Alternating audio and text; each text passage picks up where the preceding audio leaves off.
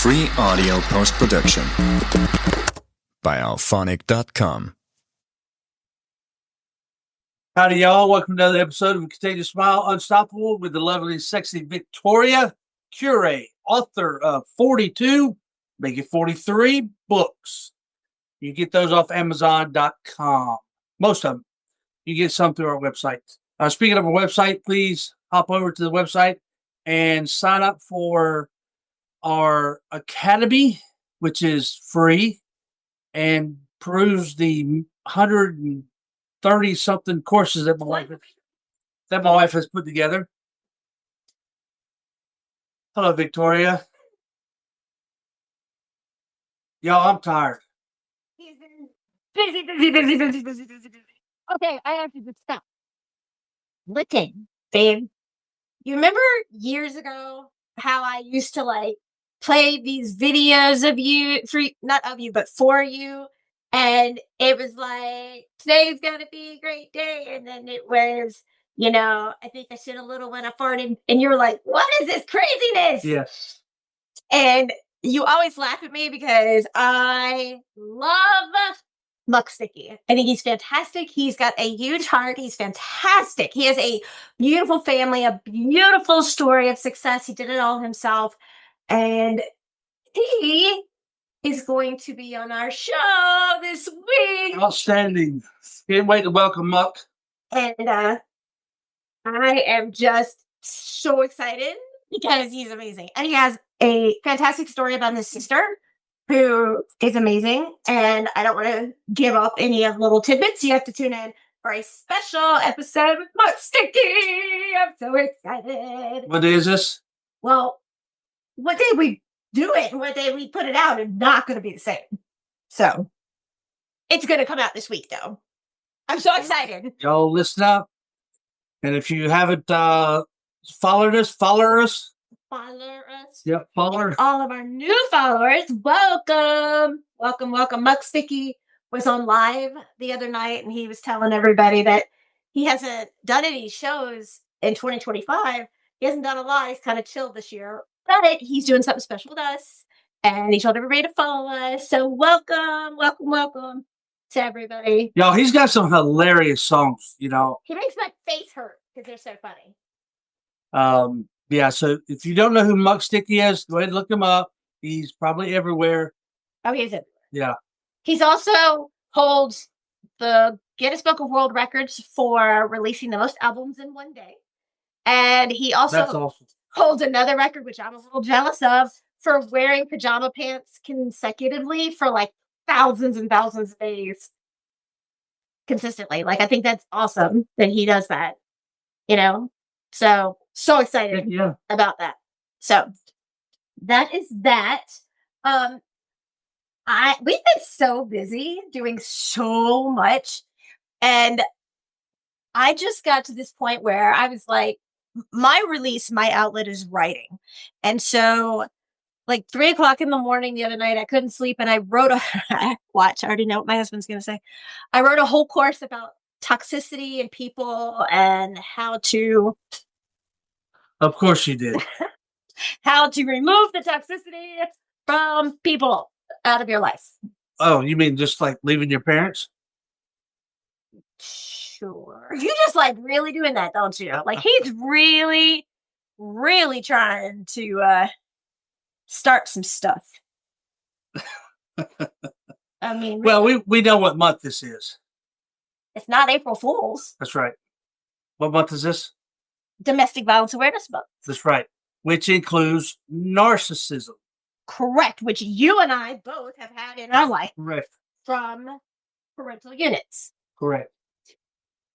Now let me preface this. In my life, I have had no other choice during different periods to move in with one or the other of my parentals. Okay, due to circumstances, whether it was because I had no place to live, because I was dirt poor, because I was helping one of the family members with, a disability or something, an elderly need. There's nothing wrong with that. But guys, if you're a grown ass man and you're still living with mom, still living with dad, and you've got no business living there, you've got a good paying job, and they're able to take care of themselves. Some people do that because they like the luxury of having, a report was just put out nationally that more adult men live at home with their parents than women these days. The men go back, they move back because they like being taken care of by mom. Well, what I'm saying is cut that umbilical cord, move out. Especially if you have a narcissistic mom like we both had. Right. If you have that controlling father, that controlling mother, that's always in control, that wants to tell you what to do, where to go, how to spend your life, how to spend your money, who to date, oh, I don't think you should do this. Well, then they put the guilt trip on you. Cut that umbilical cord, get out from under their house, and enjoy freedom. Here's a number one sign to look for, and I'm talking professionally and personally for the both of us. You know how much somebody really cares when, let's say, God forbid, something huge happens, like a loss of life.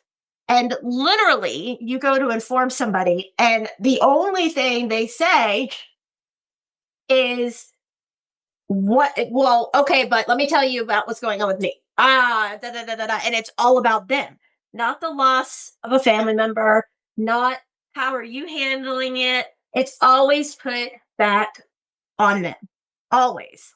And it's not just that, but sorry, they just walked in here and give Daddy a nice sign. Say hi, everybody.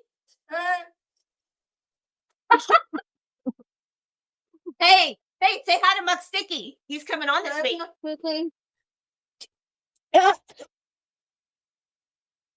Love the crap out of our kid.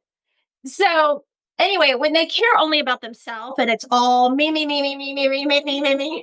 and that's all they care about, that is a huge sign of narcissism. Because how do you lose somebody and not say, how are you doing? Right? Narcissists only care about themselves. They do not care about anybody else. And what's also something that needs to be made, publicly aware of the fact that when you're dealing with a narcissist, all they ever want to do is blame you for their shortcomings. And you know what it is? You're their biggest threat. So that's why the black sheep is treated the way that they are, because you are the most dangerous to them. So even though you know the truth, they're going to spin it any way they possibly can. So let's say, for instance, and we're going to be very generic when I say this, let's say you have proof of infidelity, or you have proof of whatever the case may be, and the narcissist is at fault. And it's not your infidelity. It's not your infidelity. It is their infidelity. But you have proof of it. And you have the 100% truth behind you on your side. That doesn't matter because they're going to turn it on you. Like, why would you do that to me? Why are you spying on me? Are you jealous of me? It's always going to be turned against you. And a narcissist cannot take accountability for their responsibility. They cannot do it. They blame everybody else for their shortcomings, literally. And and in turn, they're really jealous of who you are and what you offer and the purity that you hold. Because people who have been through what we've been through want to help other people because we don't want to see them go through what other people who have been the black sheep go through. That's right. You're exactly right, Victoria. You should write a book about this. He's so funny. Yes. And I am now writing, I can say this officially now, I am now writing for 3 different magazines. Yeah. I'm very excited and honored. When the first article comes out, which is already completed, I will tell people more. But I have been asked and acquired the ability to write for 3 different major magazines, and I'm so honored for that. And I'm looking forward to being able to do that as well. And then, I just want to tell people again the importance of getting your affairs in order. You would not believe what happens if one simple step is missed. You think, okay, I have a living will, I have a power of attorney, I have a medical power of attorney, I have a trust if need be, I have a, final will, and you have all these things, but then it's like, do I have a quick claim deed? Do I have this? Do I have that? And it's those documents that can keep you out of going to probate, that can make something go from 1 to 2 years down to a few weeks. And it's so imperative that you have your affairs in order. And keep your documents somewhere where your beneficiary or maybe your children or another loved one knows where to look. Hey, I don't know the codes to all the safes, in my dad's house. I don't know passwords. I don't know where to keep certain documents. If something happens, now we're left in the dark. I don't know if he's got insurance or not. We went through this with my grandfather when he passed away. We went through just, he had insurance when he was in Atlanta, police officer. And we were looking at old insurance, and we just didn't know. And we were going through documents for days, trying to find this stuff. So get your paperwork in order, like Victoria said, please, y'all. It benefits you, but more your survivors. Okay, whether it's your spouse or your kids, whomever. And my wife does what she's talking about, y'all. And the other thing is about narcissism is, back to that. They do some shady shit. Like shady shit. You find stuff in places you would never think stuff would be. I mean, you have to really be creative to, What do you mean, Victoria? Well, you have to clean house, literally, to I see. Stuff. They're sneaky. They're very sneaky. They're malicious and mischievous, and I just can't. And they say you'll never understand the mindset of a narcissist because if you can't wrap your head around it, you're not one. But it's so troublesome that these people care more about what people outside of their house, because it's not a home, think of them than their own friends and family. Because I promise you, years from now, even when you think, oh, these people will be around in a year, 5 years, 10 years, there will be a point in time where they won't anymore. And who are you going to call? Who are you going to call to help you and have them be there for you? And I don't care how much money you have, you can't take it with you. But I guarantee these narcissists are going to find a way.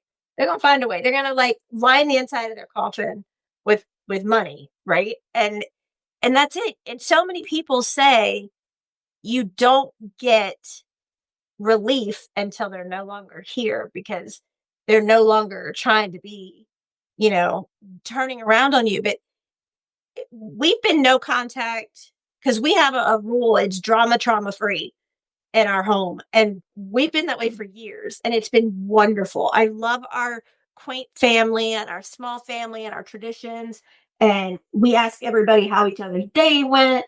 We sit at the table and have conversations. We have family dinners together. It's a beautiful, wonderful thing. But, it's like narcissistic people do not want to see other people happy. Misery is in company with them. And they have their little flying monkeys. And it's so just disgusting when you go back and think, how do you act that way? Like, why? And the more and more I've not only done school on it and done research on it, but we've lived it, I've really come to the conclusion that narcissists, and you talk about extreme, and there's different versions of narcissists, but they really have no self-esteem. They might come across cocky as all get out, look at me, I have this, I have that, or they don't even have to have materialistic things. They can just be a narcissist. But inside, they are so jealous because how do you remember lie after lie after lie after lie, right? How do you remember those? If you just tell the truth, then you don't have to remember, right? I have been, and I openly say I've been in therapy for decades. And it's so funny because my therapist who I've had for decades, literally said to me, you could tell me the same story, and 10 years later, you tell me the exact same story again, and it is verbatim. There is not one iota of miscommunication or embellishment or anything. And it's because you tell facts. And I do go into extreme detail, and I know that. And that's actually a sign of someone who's been in that kind of abusive situation. But you don't have to embellish anything. You don't have to lie about anything. And my family will tell you, I cannot pull off a lie to save my butt. They know when I try, and even in jest, like if I'm like trying to pull a prank or be funny, I can't because they're like, oh, she's lying. Look, she can't hide it. And it sucks. It's been that way my whole life. It sucks because I could never get away with anything. No. So, to continue this train of thought, your recent book. You are just going beep, beep, beep, beep, beep, beep, beep, beep. Dear Silence, you lost. Okay. I retract and apologize. Dear Silence, you lost. If you haven't picked that one up, please do.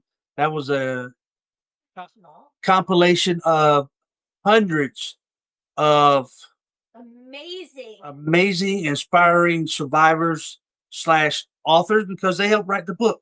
Yeah. You know? Why don't you grab it and read another excerpt? Because a lot of people like hearing the first one. It's up there. Oh. You have to look through the library. Yeah. So, all right. For old guys, I got to get my glasses on. You got to put his eyes on. Like he has not all of these. You got to read one. Good God. Read it. These are from children. Okay, they'll read those. Oh Lord, these are small sentences from children. Okay, no, that's not. All right. Come on, Silence is only a little movie. All right, yeah. If you don't, I'll pick one, and you're gonna pollinate. All right. Here we go. Title: You wanted quiet. You created a firestorm. Do you recall that one? I do. All right. You don't get to be shocked now. You don't get to look at us with wide eyes and say, but you were always so calm. Did you write this? You read it. I read it. And you remember it? Yes. Wow. There's hundreds of stories in here. Yes. Wow. Y'all see how awesome Victoria is? Whatever. All right. You were always so calm. Will you stop mouthing the words?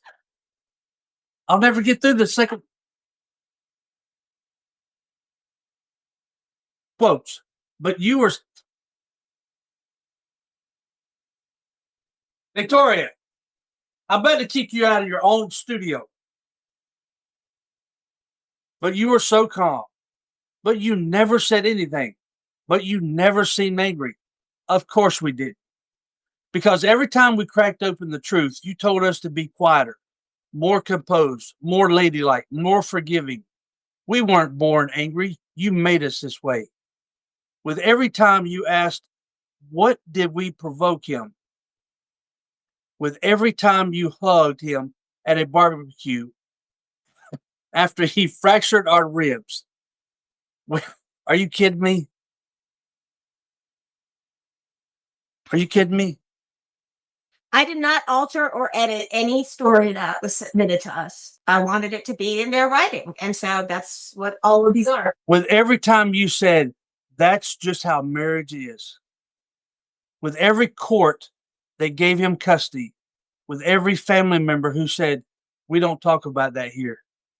You told us to sit still while we were bleeding. You told us to keep it together while we were falling apart. And now you're uncomfortable because we finally opened our mouths wide enough to burn down the room. Good.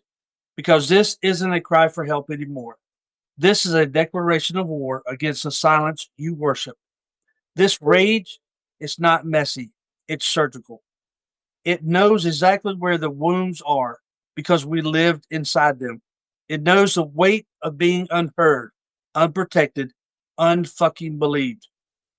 And we're done asking nicely. This isn't bitterness. This is what happens when a human being is swallowed. I'm sorry. This is what happens when a human being has to swallow their screams for too long. This is what happens when you train someone to stay silent and then act surprised when they come back with fire in their throat and vengeance in their eyes. You wanted us to be soft. You wanted us to be silent. You wanted us broken enough to manage. But you forgot something. We were never yours to silence.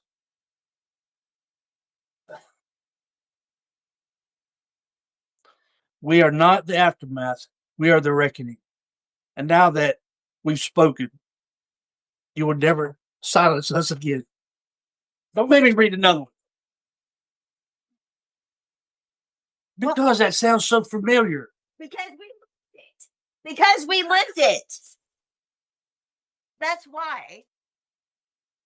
You should read ones that came from these young teenagers that went through abuse. It's hard enough to read already.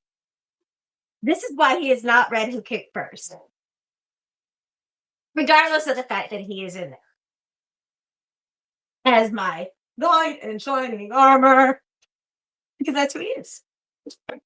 He's my knight in shining armor. Okay, you can finish up the show. Would you quit crying? He's such a softie. And what's so funny is when he was a cop, people were so intimidated by him. I never saw that. I never saw the intimidation factor until somebody messed with me. And then he became like this secure, gonna protect and defend and rescue me and like, be my, knight in shining armor. That's what you did. And that I love that. That, even before I went through the abusive situation that I went through, I never felt like a sense of safe, secure, loving, just valued until this man hugged me for the first time 25 years ago. Like, I felt like that missing piece, and I was it. And then it just snapped into the puzzle. And that's where it was. And that's why I had puzzle pieces on the back of my neck. Did you know that? Well, obviously you knew I had puzzle pieces on the back of my neck, but that's why. Because it fits. It fits. And that's why it says believe and love and all that on my neck. In the puzzle pieces. Because it fits. Do you need a Kleenex? No. I'm not reading another story out of there. What? Because it's too heartbreaking. Maybe cry. Y'all been through this shit. Yep. And then when I reread it, it's like you're there. It's like I'm seeing you in those words. Well, that's why I asked you, did you write this? No. And I did not edit anything because I wanted to be authentic from these wonderful, amazing survivors. It's not my right to change anything of their submission because I don't know. This could be the very first time that they vocalized their surviving, right? This could be the first time that they used their voice and they flipped and screamed, and good for them. To celebrate that voice, whether, and I look at it like the grammatical aspect of it is nothing more than an accent on the grammar. Because it's, some people can be like, oh, it's, I had someone write about my first book, Who Kicked First, that it should be a teaching tool on how not to write a book. But on the very first page of it, it says this was meant to be a journal. Please forgive any grammatical errors. Like day one, like page one. And it was because it was written as I sat by our daughter in the NICU, and she's in a medically induced coma because I'm being interrogated left, right, and center by any and everybody with a badge. Oh, who watched him break your nose? Oh, what time of day was it? What day of the week was it? What was the weather like? What were you wearing? Who was where? What were they wearing? Any person knows if you are being assaulted, you don't know what else is going on. Like, you're not paying attention to a person who might be at like your 1 o'clock or 7 o'clock. You're not paying attention to that. And so I started writing everything down as a way for me to release. And then I was told by so many people, you will help so many if you would write this. And it took me 7 years to put it out. because I was so humiliated by the contents. And then I was doing a speaking engagement, and a lady came up to me, I'll never forget, and I'm not going to disclose who she is or her name. And she said to me, I saw your book and I was intrigued by the cover. And I read it and it saved my life because I didn't think anybody else understood. I felt so alone and I felt like I was never going to get out. She's like, now I'm out. I'm going to nursing school and I am just elated by the fact that, if that's the one person that helped, then humiliation behind it is so worth it. And that's what meant the most to me. And what really gets me is anybody who pours their heart out about an experience, whether good, bad, or ugly, and people can only comment in a negative way about the grammatical errors of your book. They're not finding fault in the wording or concept. That just means that they have to say something. They need to put their voice in, and that's all I'm going to say about that. When you have to be disrespectful about somebody trying to help somebody else because it makes you feel better, there's a lot to be said about that. There really is. I had 5-star reviews across the board on Who Kicked First, except one. And then lately we've had a couple of not so great reviews on the Narc Who's There. And it's iconic and ironic, really, because the reviews are not disputing the contents. The reviews are talking about how it's one-sided, but if you've read Narc Who's There, the entire book is factually based. Like, there's more evidence than there is content, really. Wouldn't you say? I mean, there's photographs. Photos don't lie. What do they say? Photos are worth 1,000 words. So there's photos, there's text messages, there's emails, and then there's kind of the, what do you want to call it? Like the meat and potatoes around it to kind of give a better insight as to what evidence you're looking at. And the people and names are redacted and changed. But if you have an issue with the contents of the book, because you're thinking it's only telling one side of the story, does that mean that you're identifying with that part of the story? I'm asking generically, does that mean that somebody who, like, if I read Mary Had a Little Lamb and I'm like, oh, she had a lamb and its fleece was white as snow, does that mean that I'm Mary? Am I identifying as Mary? Am I saying I have a fleece of whatever? I'm just asking in general. I got you. I'm listening. Uh-huh. You're doing great. Yes, thank you. So, it's unusual, but sad when people just want to rain on a parade of helping others. It's just, we've set up this academy that you can go to. Even if you go to our website at contagiousmile.com and you go to the right hand top corner, it'll say join the academy, and you click on that. It takes you straight over to it. It is free. You go online, and some of these courses, they average between $97 and $1,500, right? Like some of these courses. And we're doing them either free. The majority of all the classes are free. Some of them are like $4.99. Then we've done the social media playbook collection, where we teach you how to do what we've done. We've had a top 1% podcast for years. And we've had a top 1% podcast for years. We've millions of followers, and we've taught how to do it in master classes. Now, those aren't, $5 courses, and that is because the courses for survivors, the courses for special needs, the courses for children in the Stucco Squad, all of that are free or under $5. And if you cannot afford it, you reach out to us and we do a scholarship and we waive the fee, but we still have to continue to pay for the platforms that it's on and all the other platforms that are used. And I have never taken a paycheck for anything with a Contagious Smile, nor has my husband.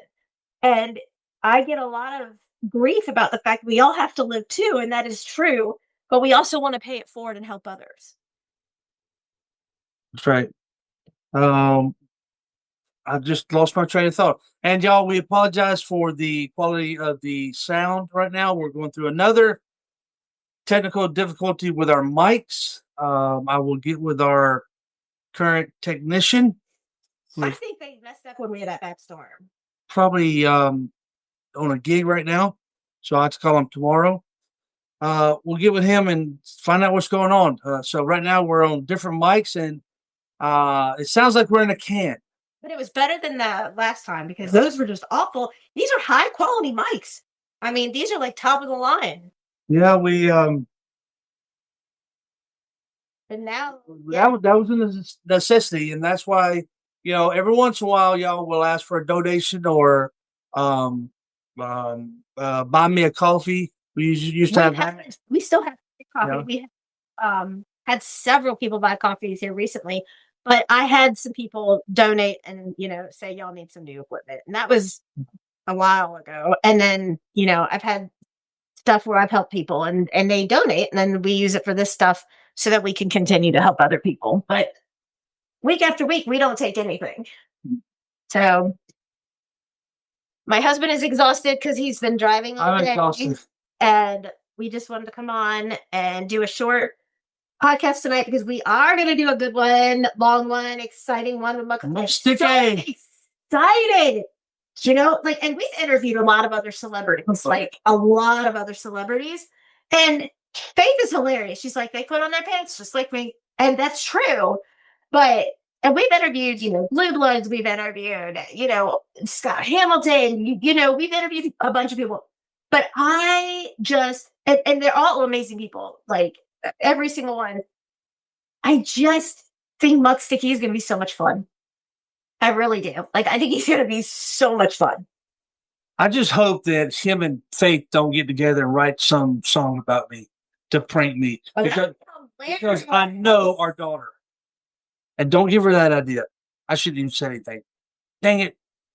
Can we edit this? I'm not taking that out. I'm not taking it out. I think it's hilarious. I mean, Eric Winters is already in cahoots with her. Eric Winters from The Rookie.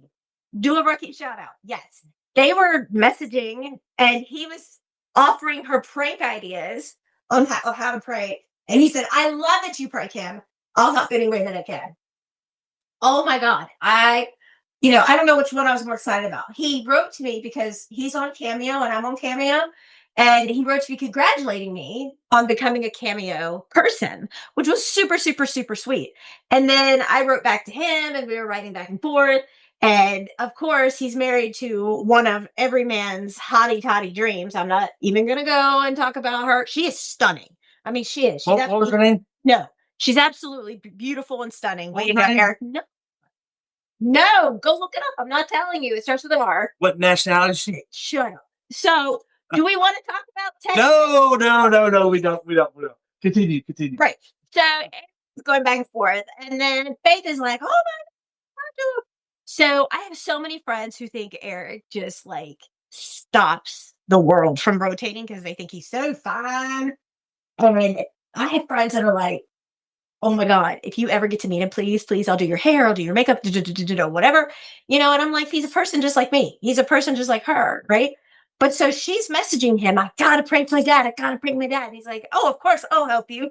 So they're, but still, I mean, this guy is fantastic. We've never really had a famous person that I wasn't just like, they're awesome. They're really nice, sweet people. There's some that, have been fantastic more than others, but they're all great. I just have to tell you, I don't care what kind of day you're having. If you Google Muck Sticky and you listen to his music and you don't laugh, something's going on. Right. Right? You see him laying in the bed and all of a sudden he was like, I think I should a little when I farted. It's just hilarious. I mean, hilarious. He's downright hysterical. And, had to tell somebody to F off, right? And I literally used to listen to that on repeat because it's hilarious. I mean, it's not kid appropriate, but these kids these days say worse. Oh yeah. But it's just downright funny. And so if you need a good laugh or whatever, he's just where you need to go. He is the new version of Weird Al Yankovic, Yeah. but mixed with a little dice play, I guess. that they're going to say. I think it's a good combination, right? I love the way he dresses. I love the big glasses. I love the funky hats. I'm jealous of the pajama pants, you know? I just think it's awesome. It's awesome. Did you hear your dad? Oh, yeah. He was like, I hope Faith and Muck Sticky don't get together and write a bad song about pranking me. No, Faith. No. That's awesome. All right, guys. Well, thank you for tuning in, and we will get all this stuff straightened out. Please, you never know. Please get your stuff in order because you never know. We didn't expect that phone call out of nowhere that just said, out of nowhere, she just passed. And so, I know people are like, oh, I could do it next week or next month, but you can't because you don't know. Because you don't know what's going on in life. And if you really care about anybody in your life and you want to make sure that they're taken care of and you want to take the burden off of them, because for the most part with most people, they're already going to be in a mourning. They're going to be, devastated at the loss of a loved one for the most part. I mean, there's some people out there that are going to say good riddance and nobody's going to want to claim them or, whatever. And then what do you do with their body in ashes? But that's a totally different conversation. And you need to have your stuff in order, right? It's just simple. If you get up and do anything, do this. Get your stuff in order. Good night, y'all. Thank you for listening to Continue to Smile Unstoppable with Victoria and Michael, Stucco and Rusty, and of course, Faith, the PETA. You did not call her that's it. Don't call her PETA. Apologize. Stop recording. Don't call her PETA. She's my little PETA. No, apologize. Okay, right I'm sorry. She's not a PETA. She's a PEMA. What's a PEMA? A pain in my ass. You know what? Free audio post-production by alphonic.com.